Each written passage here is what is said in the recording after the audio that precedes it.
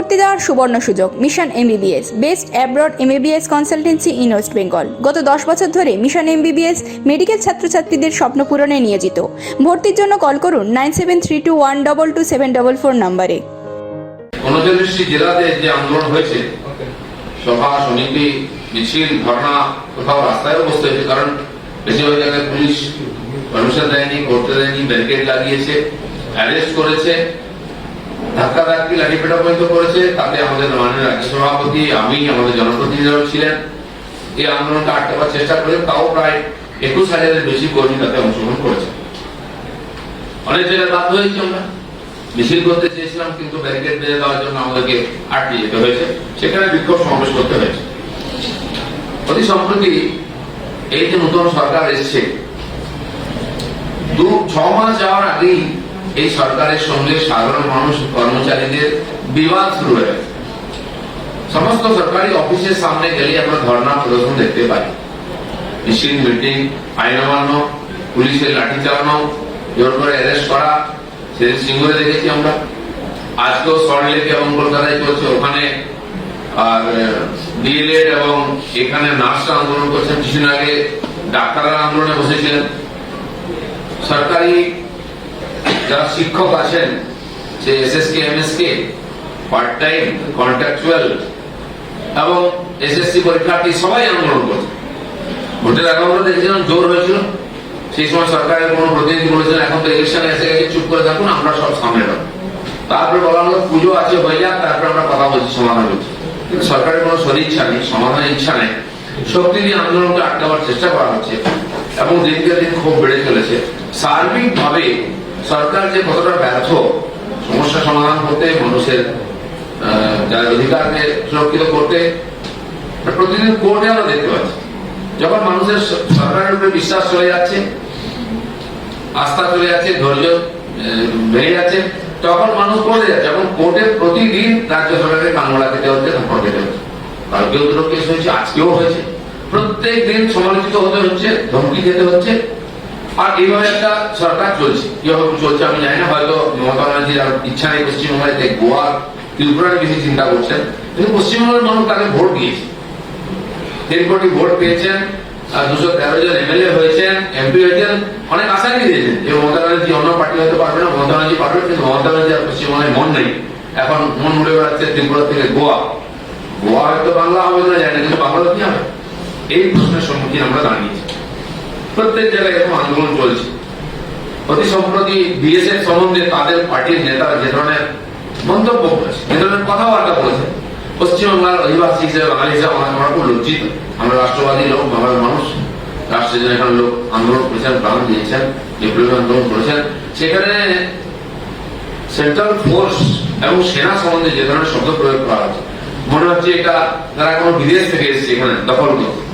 যারা সীমানা রক্ষা করছে দেশে, তার জন্য আমরা ঘুমোতে পারছি। দিনরাত হাতে বন্দুক নিয়ে, হাতে প্রাণ নিয়ে লড়াই করছে, গুলিগোলা চলছে, বিদেশিরা এসে ধমকি দিচ্ছে, গরু পাচার, সোনা পাচার থেকে যত অনৈতিক কাজ হচ্ছে। আর তার সম্মুখীন হতে হচ্ছে বিএসএফ কে। তাদেরকে তোলাবাই থেকে আরম্ভ করে সমাজ বিরোধী কত রকম তার সম্বন্ধে অপবাদ দেওয়া হচ্ছে। এবং দুর্ভাগ্য যে সেনা বা বিএসএফ সমাজে কোনো ব্যাপারে প্রতিবাদ করে না। বিএসএফ এর অফিসাররা বসে এই সমস্ত কিছু প্রতিবাদ করেছে, খণ্ডন করেছে জনপ্রতিনিধিদের কথা। খুব লজ্জাজনক পরিস্থিতি বাংলা থেকে আজকে এটাকে মনে হচ্ছে বাংলাদেশে আছি আমরা, বিএসএফ বাংলাদেশ দখল করতে এসেছি, এরকম একটা ভাব করা হচ্ছে। তাও কোর্ট আবার বলছেন যে সিআইএসএফ পার্টি দখল করে সমস্ত কিছু তদন্ত করবে। আমি জানি না রাজ্য সরকারের হয়তো সিআইএসএফ, বিএসএফ, সিআরপিএফ, সেনার প্রভাষণ এখানে কোর্টে রাখে, সেটা আমরা দেখতে পেলাম। তো সেটা এই যে বাংলাকে ভারত থেকে আলাদা করে দিয়ে একটা মানসিকতা তৈরি করা হচ্ছে এবং কেন্দ্রের সমস্ত কিছুর বিরোধিতা করা হচ্ছে, এটা খুবই দুঃখজনক। আগামী দিনে পশ্চিমবঙ্গের রাষ্ট্রপ্রেমী মানুষের প্রতি মানুষের একটা সারা দেশ সন্দেহের চোখে দেখে। আর প্রত্যেকদিন আরেকটা জিনিস, বম বন্দুক ছড়াছড়ি চালিয়ে। আজকেও দুর্গাপুর, বীরভূমের একজন কর্মী, টিএমসি কর্মীর পাম্প হাউসে বোমার বস্তা পাওয়া গেছে, 100 টাকা কাঁচা বোমা। আর যথারীতি পুলিশ তৈরি করে সেগুলো নিয়ে গিয়েছে, যেমন আগ্রা করে আমরা দেখেছিলাম বোমা বিস্ফোরণ চাপা দেওয়া হয়েছে একাধিক জায়গায়। এরকম মাদ্রাসা থেকে মালদা সব জায়গায় হয়েছিল, ঠিক সেইভাবে এগুলো চেপে দেওয়া হচ্ছে। আর প্রত্যেকবার বছরে কয়েকবার বীরভূমের বিভিন্ন টিএমসির পার্টি অফিস থেকে কর্মীর বাড়ি বাথরুমে বস্তা বস্তা জুড়ে জুড়ে বোমা পাওয়া যায়। এই একটা শিল্পই বোধহয় চলছে ঠিক মতো, এবং বীরভূম তার বড় তৈরি হয়ে গেছে, হাফ তৈরি হয়েছে বোমা তৈরি। মানুষকে ভয় দেখিয়ে আবার সেখানকার নেতা নাটক করে বলেন খুব ভুল করেছে, কি ভুল করেছে আমি জানি না, বোমাটা পাঠাতে পারেনি, ওদের ভুল হয়ে গেছে। আর আবার নাটক করছে সেটা আমাদের দেখতে হচ্ছে। এই ধরনের যে প্রশাসক আর এই ধরনের অ্যাডমিনিস্ট্রেশন চলছে, সাধারণ মানুষের যে অবস্থা দিন আরো খারাপ হচ্ছে, আইন শৃঙ্খলা অবস্থা খারাপ হচ্ছে, এরকম চিন্তাজনক অবস্থা। কালকেও ব্যারাকপুর দেখে সিন্ডিকেট, তোলাবাজি, কাটমানি জায়গায় জায়গায় ধমকি দেওয়া হচ্ছে, এবং এই কাটমানির ভাগাভাগি নিয়ে টিএমসির কর্মীদের মধ্যে লড়াই চলছে, গুলি চলছে, খুন হয়ে যাচ্ছে, রোজ মিটিং হলে মারামারি হচ্ছে, এবং এতদূর পৌঁছেছে নিজের পার্টির মন্ত্রীকে নিজের পার্টির নেতা পেটাচ্ছে, এমএলএ কে পেটাচ্ছে, মেরে ফেলা হয়েছে। জাকির সাহেব জঙ্গিপুরের গতবারে স্টেশনে তার উপরে বোমা মারা হয়েছিল, প্রাণী বেঁচেছেন, ধরা পড়লো তার পার্টির। তার আগে সত্যজিৎ বিশ্বাস আমাদের কালীগঞ্জের কৃষ্ণগঞ্জের এমএলএ ছিলেন গতবারে নদিয়া, তাকে খুন করা হলো প্রকাশ্যে, সেখানেও পার্টির লোক। অন্য লোককে নাম জড়িয়ে দিয়ে বিব্রত করার চেষ্টা হচ্ছে, সবাই জানে কি করে। আর তার যেটা চূড়ান্ত পর্যায়ে আমরা দেখলাম, জয়নগরের এমএলএ কেও মারার চেষ্টা হতো গতবারে। এবারে সুব্রত সাহা, যিনি জেলা প্রেসিডেন্ট ছিলেন ওখানকার মুর্শিদাবাদের, তিনি মন্ত্রী, তার সঙ্গে আরো জন এমএলএ, কেউ মারা গেছে তার বাড়িতে গেছেন, সেখানে তার পার্টির লোকেরা তারা করছে, মারছে, গাড়ি মেরে দিচ্ছে, হসপিটাল পাঠিয়ে দিচ্ছে। তার পার্টির নেতা মন্ত্রী সুরক্ষিত না হন, তাহলে আমরা তো এক্সট্রা প্লেয়ার, আমাদের কি হবে? এই একটা সার্বিক ভাবে প্রশাসন ভেঙে পড়া এবং সরকারের অযোগ্যতা প্রতিদিন প্রমাণিত হচ্ছে। এটা চিন্তার বিষয়। আমার মনে হয় যেদিকে যাচ্ছে পশ্চিমবাংলার গতি প্রকৃতি, কেবল ভয় দেখিয়ে আর ক্ষমতাবাজি করে কতদিন টিকবে কিভাবে সন্দেহ আছে। ধন্যবাদ। দিলীপ দা, আজকে মুখ্যমন্ত্রী প্রশাসনিক বৈঠকে বসেছিলেন হাওড়া, সেখানে উনি বলেছেন যে আগামী 2 বছরে বিনিয়োগ হতে চলেছে শিল্পে 10,300 কোটি টাকা এরকম, আর কর্মসংস্থান হবে 1 লক্ষেরও বেশি। কি বলবেন? 16,000। শোনো, এর আগে উনি ছিলেন অর্থমন্ত্রী, বিধানসভায় খুব জোরে জোরে ভাষণ দিতেন, 12 লক্ষ কোটি টাকা এমওইউ হয়েছে, 13 লক্ষ কোটি টাকা, আমি জানি না 12-13 হাজার কোটি টাকা ইনভেস্ট হয়েছে। 2-3 বছর আগে আমাদের মাননীয় মুখ্যমন্ত্রী নিউটাউনে গিয়ে চারদিকে বড় প্লাকার্ড লাগিয়ে দিয়ে, এমনিতে ওনাকে হাসতে দেখা যায় না, কিন্তু তার হাসি হাসি মুখের ছবি দিয়ে বড় বড় হোর্ডিং লাগিয়ে দেওয়া, পুরো মাঠ ঘিরে, এটা সিলিকন ভ্যালি তৈরি হয়েছে। সংযোগ বছর আমি ওখানে থাকি, সকালবেলা ওখানে হাঁটাহাঁটি করি, আপনি গিয়ে দেখুন গলা সমান ঘাস হয়েছে, বেশিরভাগ হোর্ডিং পড়ে গেছে, 2-1টা এখনো দিদির মুখ দেখা যাচ্ছে। তো এই যদি আর পুরো জঙ্গল জল জমে আছে, এই সিলিকন ভ্যালি হয়, কেবল মাত্র প্রতিশ্রুতি আর ক্ষমতাবাজি চলছে। ঠিক আছে, ভোটের আগে ভোট করে বলেছিলেন ভোট নিতে হবে, এখনো বলছেন, অভ্যাসটা পাল্টান, ভোট তো চলে গেছে, ভোটে আবার ভোটের মানুষকে সত্যের থেকে দূরে রেখে কেবল প্রতিশ্রুতি দিচ্ছেন, আর বাংলার মানুষ ছেড়ে করে ঘরবাড়ি ছেড়ে চাকরির জন্য পশ্চিম ভারত চলে যাচ্ছে। এই ধরনের ক্ষমতাবাজি সরকার কতদিন চলবে, কিভাবে চলবে? যেরকম পরিস্থিতি, সরকারের হাতে কাজ পয়সা নেই, অথচ নতুন নতুন প্রজেক্ট ঘোষণা করা হবে, কর্মচারী নেই সামলা কর্মচারী, অফিসে গেলে কোনো কাজ পাওয়া যাচ্ছে, কর্মচারী পাওয়া যাচ্ছে না। তারা ওই লক্ষ্মীর ভান্ডার দুয়ারে সরকার করবে নাকি অ্যাডমিনিস্ট্রেটিভ কাজকর্ম করবে? রেশন নিয়ে যে ধরনের ড্রামা চলছে, জোর করে রেশন দোকানিদেরকে রেশন বাড়ি পৌঁছে যেতে বাধ্য করা হচ্ছে, তাদের কোর্ট কাছারি হচ্ছে, তাদের 42,000 লোক চাকরি পাবে, জানি না কি করে, তার বেতনটা কি? সরকারের কাছে পয়সা নেই, কোনো মধ্যে বেতন দিতে পারছে না, দিয়ে দিতে পারছে না, অ্যাপয়েন্টমেন্ট লেটার হাতে নিয়ে ঘুরে বেড়াচ্ছেন যুবকরা, চাকরিতে জয়েন করতে পারছে না, কারণ টাকা নেই। আর উনি প্রতিশ্রুতির গুলিগুলি ছড়াচ্ছেন, 1,000 অত লক্ষ লোক চাকরি পাবে, সব কিছু সীমা থাকা উচিত।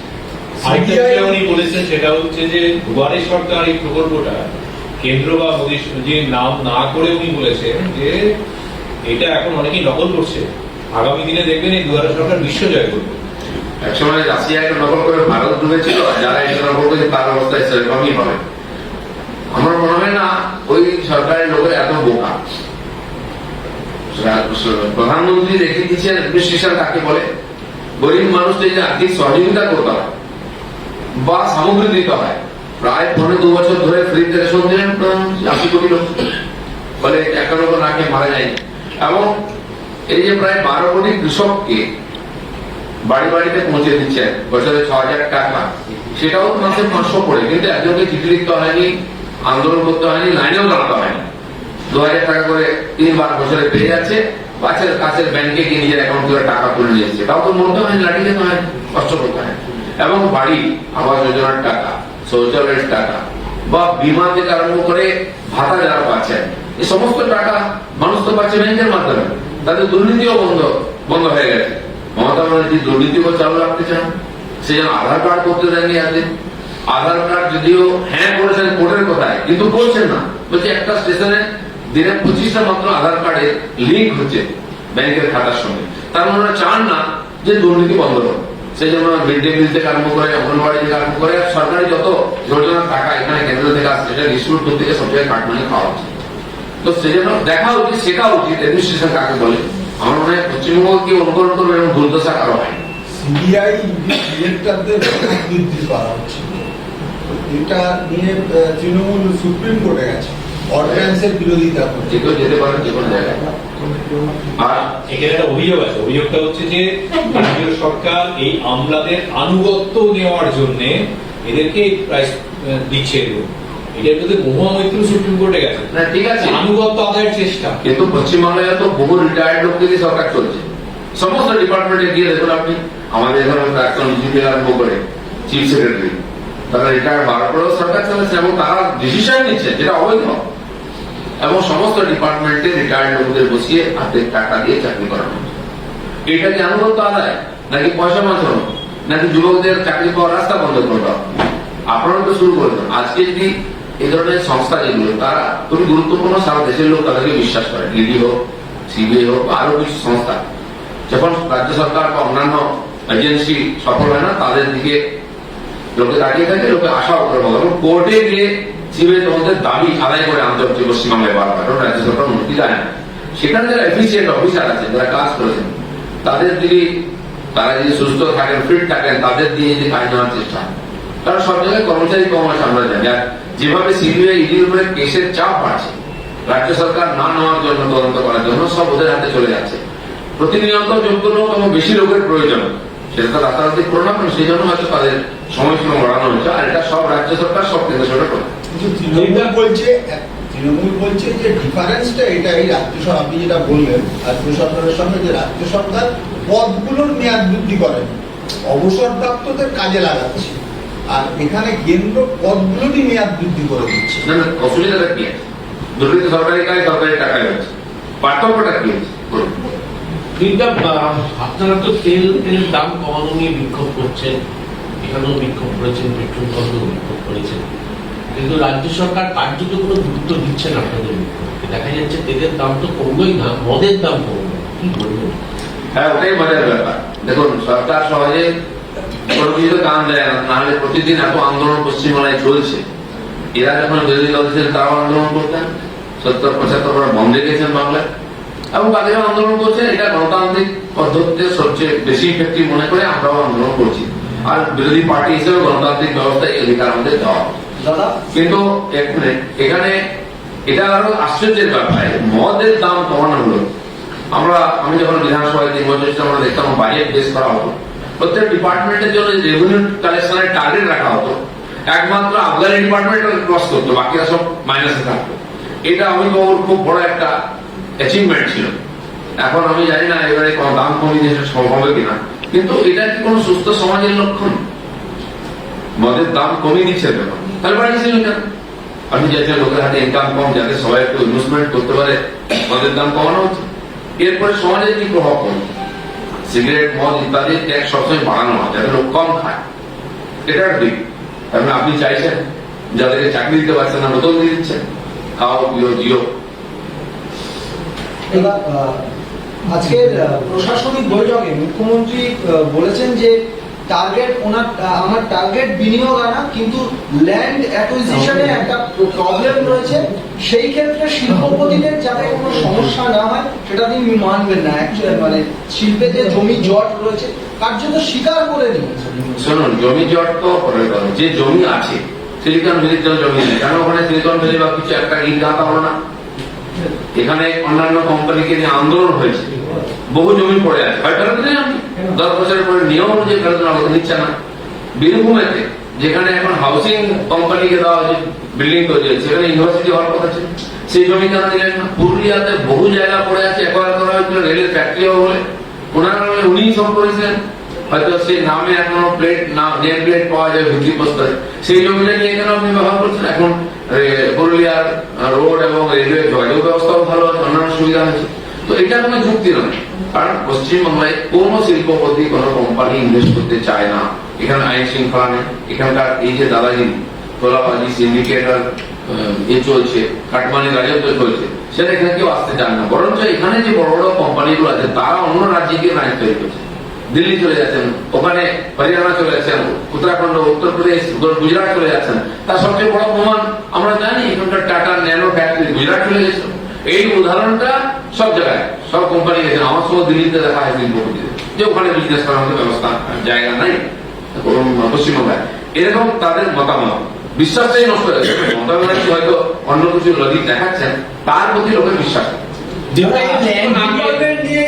ল্যান্ড ডিপার্টমেন্ট নিয়ে আজকে প্রশাসনিক বৈঠকে মুখ্যমন্ত্রী বলেছেন যে এই ডিপার্টমেন্টে প্রচুর ইধার উদার রয়েছে। কোন ডিপার্টমেন্টে ইধার উধার হয়নি? উনি তো রোজ একটা ডিপার্টমেন্টকে, মন্ত্রীকে, এমএলএ কে, ডিএম, এসপি, ওসি কে পর্যন্ত দাঁড় করে ধমকান। কোনো পরিবর্তন হচ্ছে কি? এটা দেখান যে আমার কত ধাক আছে, আমি কেমন চমকাতে পারি। হয়তো কিছু সাধারণ মানুষকে কনভিন্স করেন যে দেখুন দিদি কিন্তু রেগে গেছে, এবারে কিছুটা করে দেবে। খুব কিছু দিদি করতে পারবেন না, খুব বেশি হলে গোয়া যেতে পারে, এর বেশি কিছু করতে পারবেন না।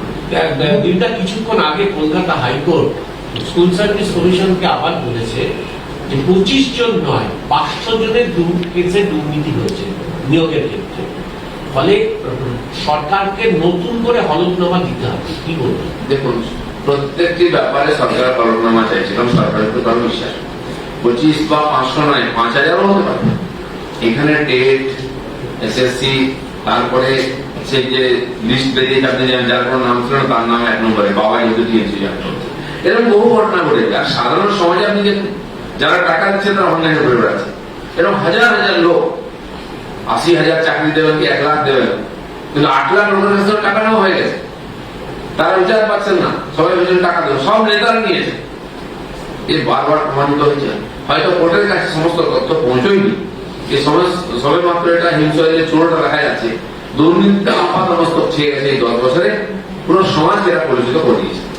আজকে বিকাশ ভবনের সামনে যারা বিক্ষোভ করছে টিচাররা, তাদের মূল অভিযোগ হলো মুখ্যমন্ত্রী নিজে প্রকাশ্যে ঘোষণা করেছিলেন 16,000-এর অধিক শিক্ষক নিয়োগ করা হবে, নির্দিষ্ট সময় বেঁধে দিয়েছিলেন। তারপরে 12,000 নেওয়া হয়েছে, তার বেশি আর নেওয়া হয়নি। তাদের যোগ্যতা থাকা সত্ত্বেও নেওয়া হয়নি। শিক্ষা দপ্তর বলছে যে বললেই নিতে হবে এরকম কোনো ব্যাপার নেই, আমাদের পদ শূন্য থাকতে হবে, যোগ্যতা থাকতে হবে। আমাদের সব যোগ্যতা আছে, তবুও নিচ্ছে না। বললেন কেন? প্রশ্ন ওঠে, হাজার হাজার লাখের বেশি পদ খালি আছে, পুলিশে খালি আছে, টিচার, শিক্ষা দপ্তরে, এবং বিভিন্ন দপ্তর আপনি গেলে দেখুন কর্মচারী নেই। আর সরকার নতুন নতুন প্রকল্প জারি করছে। তো আজকে খালি লোকের মন রাখার জন্য বা ভোট পাওয়ার জন্য ঘোষণা করেছিলেন মুখ্যমন্ত্রী, তাহলে কি মুখ্যমন্ত্রীকে বিশ্বাস করার মতো পরিস্থিতি নাই? কোর্টের কাছে আজকে গিয়ে মুখোমুখি যেতে হচ্ছে, তার দপ্তর বলছে এরকম জায়গা নেই, কিন্তু মুখ্যমন্ত্রী বলে দিচ্ছেন। এটাই বিড়ম্বনা। এইভাবে রাজনীতি করতে গিয়ে পশ্চিমবঙ্গ সমাজ হচ্ছে।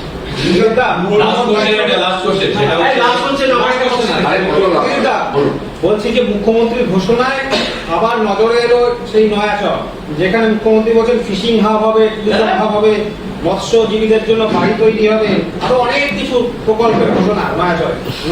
আমি বলবো ঘোষণার প্রতিশ্রুতি সরকার করছে। মমতা ব্যানার্জি ট্যাক্স লাগে না বলতে, প্রত্যেক ইলেকশন যখন মনে পড়ে কোন তথ্য না নিয়েই বলে দেয়, সেটা বিধানসভায় দেখা গেল। বারবার এটা উনি বলেছেন। আর এই ধরনের কত ভুয়ো প্রতিশ্রুতি উনি দিয়েছেন গত 10 বছরে বা তার আগের থেকে, সেটা একটা ইতিহাস হবে, রামায়ণ মহাভারত হয়ে যেতে পারে। উনি ভাবেন সবাই ভুলে যায়, আপনারাও ভুলে যান। মনে করে দেওয়ার দরকার, ওনাকে মনে করার দরকার আছে, আমাদের মনে আছে যে কৃষি তো করুন, এত মিথ্যা কথা বলে কি করেছিল। লাস্ট কোশ্চেন এটাই, সেটা হচ্ছে বর্তমানে বিজেপি যেভাবে চলছে তাতে খুব তাড়াতাড়ি দলটা পশ্চিমবঙ্গ থেকে উঠে যাবে, অবলুপ্ত হয়ে যাবে।